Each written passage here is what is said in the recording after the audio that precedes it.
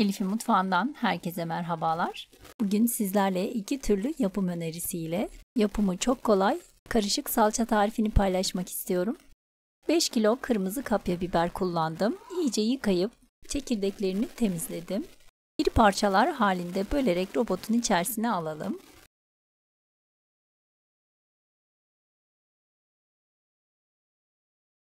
İncecik olana kadar iyice çekelim.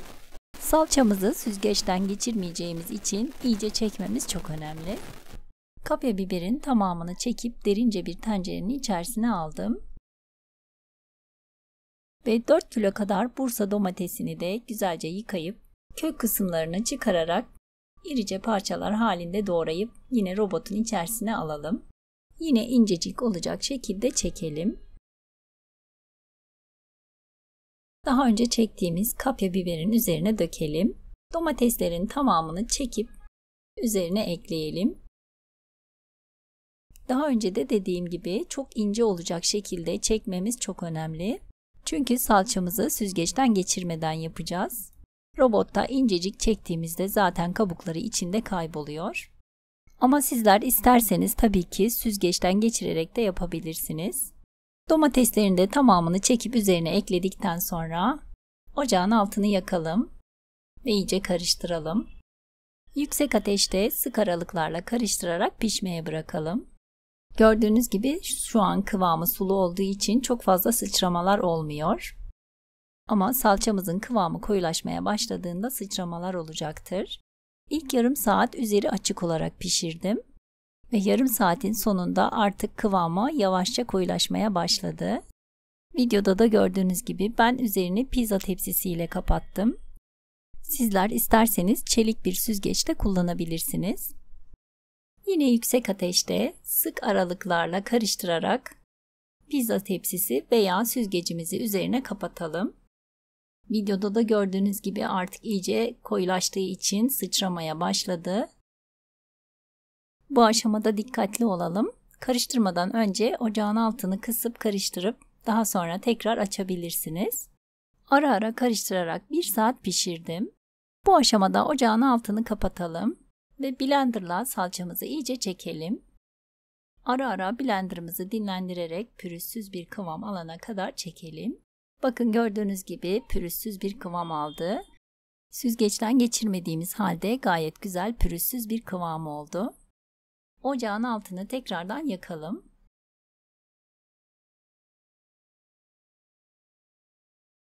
Üzerine 2 silme yemek kaşığı kaya tuzu ekledim. İnce öğütülmüş kaya tuzu kullandım. Sizler de mutlaka kaya tuzu kullanmalısınız. Salçamızın bozulmaması için önemli. Ve çeyrek çay bardağı kadar zeytinyağı ekledim. İyice karıştıralım. Ve yine üzerini süzgeç veya pizza tepsisiyle kapatarak yine yüksek ateşte 15 dakika kadar pişirmeye devam ettim. Yine sık aralıklarla karıştırmayı ihmal etmeyelim ki artık kıvamı iyice koyulaştığı için dibine kolayca tutabilir. Ben sizlere 2 yapım önerisi göstermek istiyorum.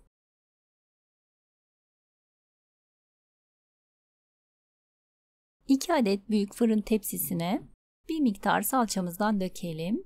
Tepsiye döktüğümüz salçalarımızı güneşe alalım. Güneşte ara ara karıştırarak kıvamı istediğimiz koyuluğa gelene kadar birkaç gün kadar güneşte tutalım. Bu birinci önerimiz.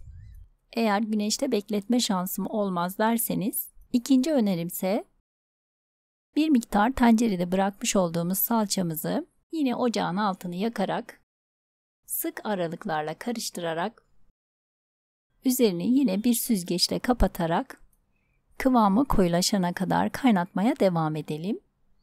Eğer ki güneşte bekletme şansım olmaz diyorsanız bu şekilde tamamını pişirerek yapabilirsiniz. Veya güneşte bekletme şansınız varsa biraz pişirip kalanını güneşte koyulaşana kadar bekletebilirsiniz. Seçim sizin. Her iki şekilde de salçamız çok güzel oluyor. Salçamızın kıvamı koyulaştıkça sıçramalar daha da çok çoğalıyor. Bu aşamada dikkatli olalım. Gördüğünüz gibi kıvamı gayet güzel koyulaştı. Bu kıvam benim için yeterli. Ocağın altını kısıp sıcak sıcak kavanozlara dolduralım.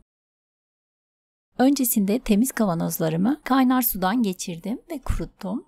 Kavanozumuzun kenarını temizleyelim.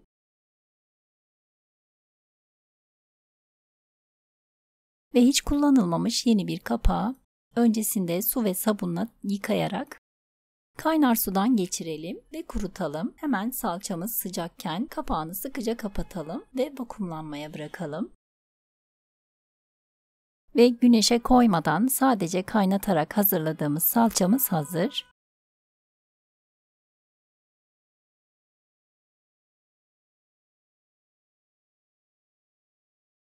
Güneşte beklettiğimiz salçalarımızı ara ara karıştırarak koyulaşmasını sağlayalım. Ben salçamı 3 gün güneşte beklettim. Gördüğünüz gibi kıvamı gayet güzel koyulaştı.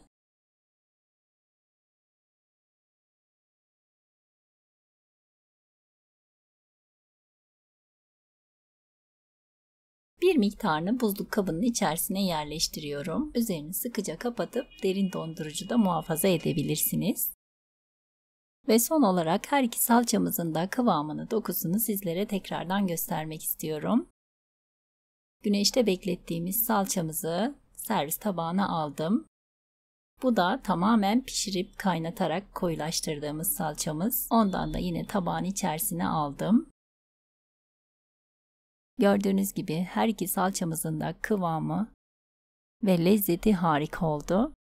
Ve yapımı da diğer salça yapımlarına göre çok daha kolay oluyor. Ben toplam 9 kilo biber ve domates kullandım.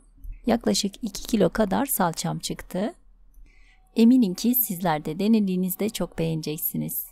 Videomu buraya kadar izleyip beğendiyseniz beğeni, yorum ve paylaşımlarınızla bana destek olabilirsiniz. İlginiz için ve izlediğiniz için teşekkürler.